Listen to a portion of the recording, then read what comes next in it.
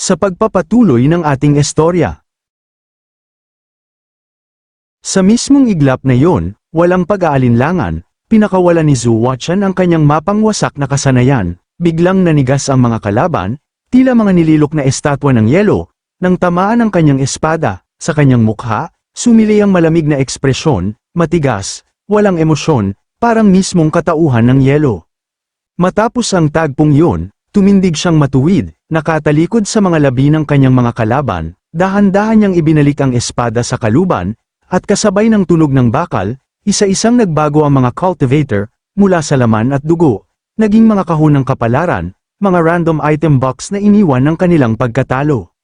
Samantala, sa kabilang panig, dalawang cultivator ang nagmamadaling tumakbo, halos lamunin ng takot ang kanilang mga puso, sa kanilang mga mata mababakas ang sindak, habang pasulyap-sulyap sa kanilang likuran, mariing sambit ng isa, ito ba ang kapangyarihan ng isang sword immortal? Hindi ko maisip kung gaano kawalang pag-asa ang maramdaman kung makakaharap siya sa tunay na buhay. Habang ang isa naman, halos mawala ng hininga, ay napasigaw, masyadong nakakatakot, paano natin lalabanan ito, mauuna na akong tumakas.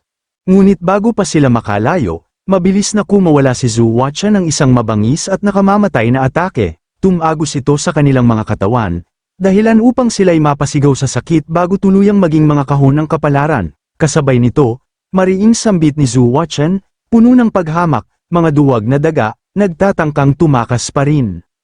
Sa kasunod na sandali, walang pag-aatubiliring humarap si Li Wuji kay Zhu Luochen.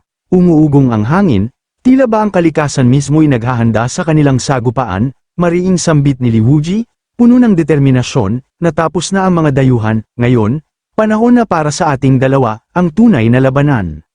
Ngunit bago pa magsimula ang kanilang tunggalian, bahagyang isinipat ni Zhu Luochen ang kanyang tingin sa paligid, at mariing nagsalita, sandali, may isa pang nakaligtas sa lambat.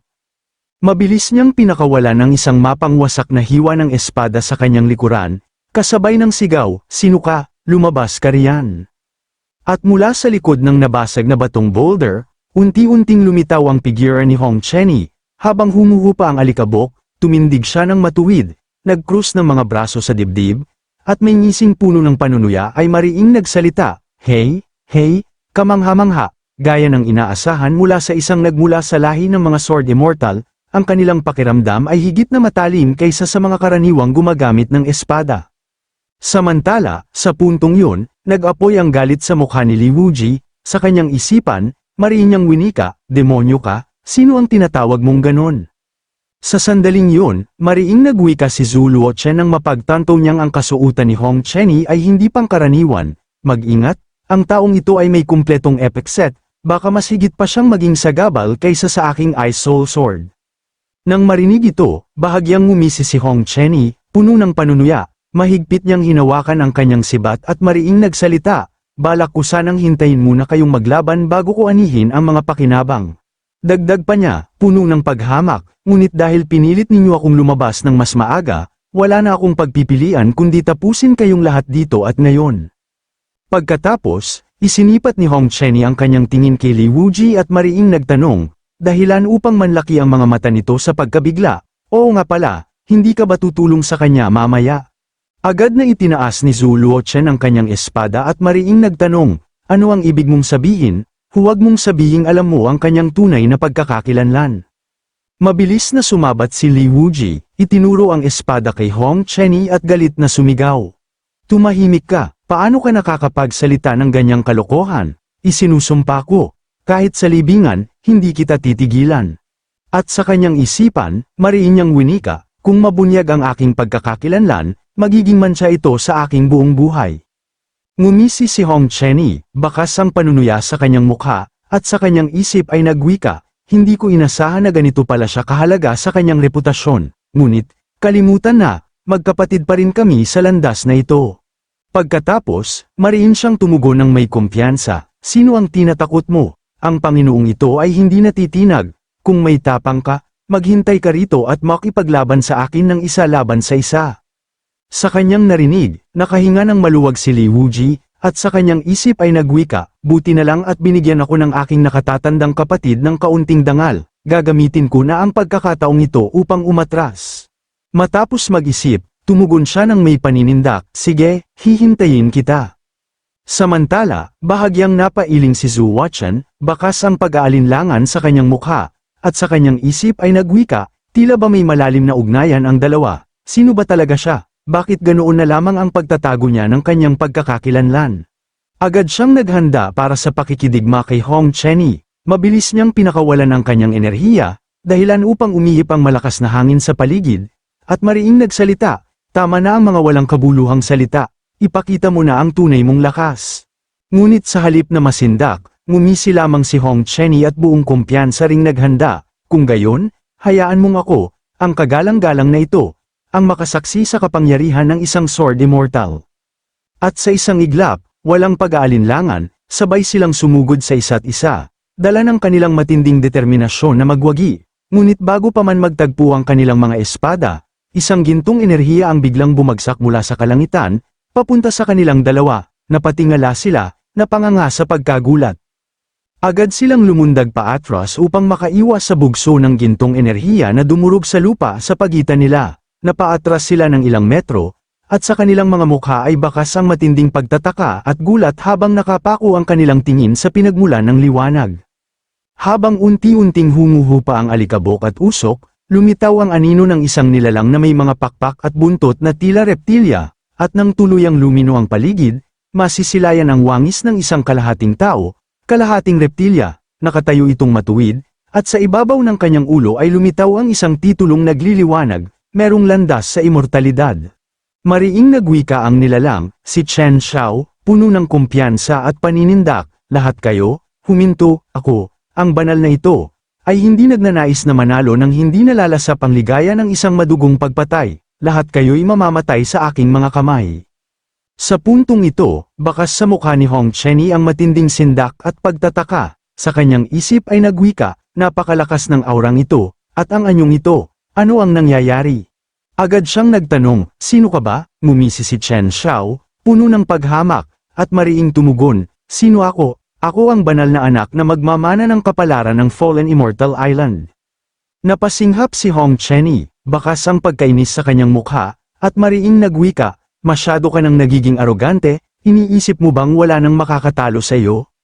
Buong loob na tumugon si Chen Xiao, puno ng kumpiyansa, tama, ang banal na anak na ito ay walang kapantay. Dagdag pa niya habang unti-unting pinapalabas ang kanyang gintong enerhiya, ang tinatawag mong epic gear ay walang halaga sa harap ko. Nang marinig ito, agad na naghanda si Hong Chenny, at mariing nagsalita ng may apoy sa kanyang tinig, kung gayon, sisiguraduhin kong matauhan ka. Samantala, mula sa kabilang panig, makikita sina Li Wuji at Zhu Huachen na seryosong nakatitig kay Chen Xiao, bakas sa kanilang mga mukha ang halong pagkasindak at pagtataka.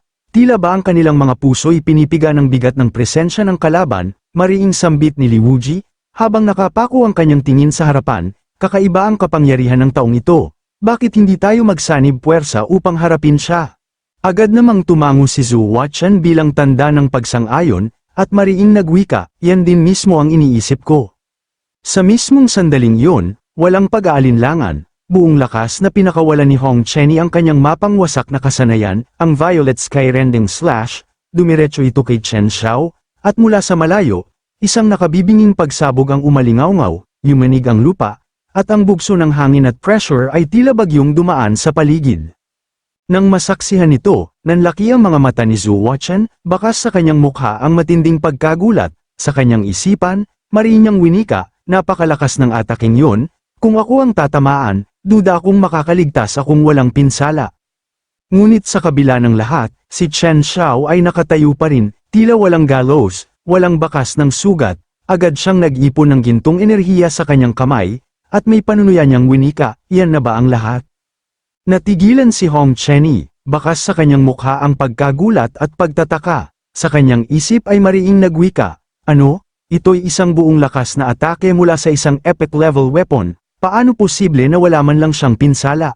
Ngunit bago pa siya makagalaw, mabilis at buong lakas na umatake si Chen Xiao gamit ang enerhiyang naipon sa kanyang kamay. Napilitan si Hong Chenny na itaas ang kanyang sibat upang ipagtanggol ang sarili laban sa mapangwasak na bugso, kasabay nito, mariing sambit ni Chen Xiao, sinabi ko na sa inyo, ang mga tinatawag ninyong epic equipment ay walang halaga sa mundong ito. Dagdag pa niya, puno ng panunuya, wala itong silbi, basura lamang. Dahil sa lakas ng atake, napaatras si Hong Chenny, halos maduraj sa bigat ng pressure, napaubo siya ng dugo, at bakas sa kanyang mukha ang matinding sakit at pinsala. Nang makita ito, mabilis na pinakawalan ni Zhu Huaqian ang kanyang kasanayan, ang Extreme Cold Sword Intent, isang bugso ng malamig na enerhiya ang kumawala, dahilan upang mapaatras si Chen Xiao sa gulat. Ngunit kahit ganoon, walang takot na hinarap ni Chen Xiao sina Li Wuji at Hong Chenny. Mariing tanong ni Hong Chenny, bakas sa kanyang ekspresyon ang pagtataka, saan mo kinukuha ang kapangyarihang yan? Dagdag naman ni Li Wuji, puno ng mga katanungan sa kanyang tinig, oo nga, bakit kaya mong magbago ng anyo, bakit kami hindi? Walang pag-aalinlangan, mariing tumugon si Chen Xiao, puno ng kumpiyansa at kayabangan, sinabi ko na sa inyo, ako ang banal na anak, ang pinili ng kapalaran, ang nakatakdang magmana ng Island of Fallen Immortals. Paano ninyo maihahambing ang inyong mga sarili, mga basurang tulad ninyo, sa akin? Nang marinig ang mga salitang yon, walang pag-aalinlangan, buong lakas na sumugod si Li Wuji sa direksyon ni Chen Xiao, bitbit niya ang matinding puot, at sa kanyang tinig ay umalingaw-ngaw ang sigaw ng galit, hindi ko na kayang tiisin ang mga elitistang gaya ninyo, kahit mabali ang aking espada, kahit umagos ang aking dugo, ikaw, hambog na bata, mamamatay sa aking mga kamay. Ang talam ng aking tibak ay sisinag na parang banal na parusa. Ngunit sa halip na masindak, malamig lamang siyang tiningnan ni Chen Xiao, bago pa man makalapit si Li Wuji, mabilis na kumawala ang isang malakas na atake mula sa kanya. Tumama ito ng malutong sa sikmura ni Li Wuji, dahilan upang siya'y mapaatres at tumilapo ng ilang metro. Kasabay nito, mariing sambit ni Chen Xiao, puno ng paghamak, pangit na nilalang, paano ka naglakas loob na lumapit sa banal na ito? Nang makita ito ng kanyang mount, ang dambuhalang agila, agad itong sumugod ng buong lakas upang ipagtanggol ang amo, ngunit bago pa man ito makalapit, biglang lumitaw ang isang higanteng kamay na yari sa enerhiya mula kay Chen Xiao, sa isang iglap, nahawakan nito ang agila, at sa kabila ng pagpupumiglas, hindi ito nakawala, mariing sambit ni Chen Xiao, hayop na walang kwenta, paano ka naglakas loob na magyabang sa harap ng banal na ito? Matapos ang mga katagang yon, ikinuyom niya ang kanyang kamao at mariing nagwika, mamatay ka. At sa isang iglap, walang kaawa-awang dinurog ng higanteng kamay na gawa sa gintong enerhiya ang katawan ng agila, tumalsik ang dugo sa paligid, at ang mga balahibo nito'y naglaglagan, tinatangay ng hangin na tila mga abo ng isang sinunog na alaala. Sa puntong ito, makikita si Li Wuji na nakaluhod sa lupa, bahagya niyang sinipat ang mga unti-unting nahuhulog na balahibo ng kanyang agila, at biglang nanlaki ang kanyang mga mata nang mapagtanto ang katotohanan, patay na ang kanyang alaga, ang kanyang kasama sa bawat laban. At sa isang iglap, sumabog ang kanyang tinig sa hangin, isang sigaw na puno ng pighati at galit, mula sa kanyang katawan ay kumawala ang pulang enerhiya, hudyat ng naglalagablab na puot sa kanyang dibdib, mariin niyang sambit, nanginginig sa galit, ang aking agila, pinaslang mo, isinusumpa ko, papatayin kita.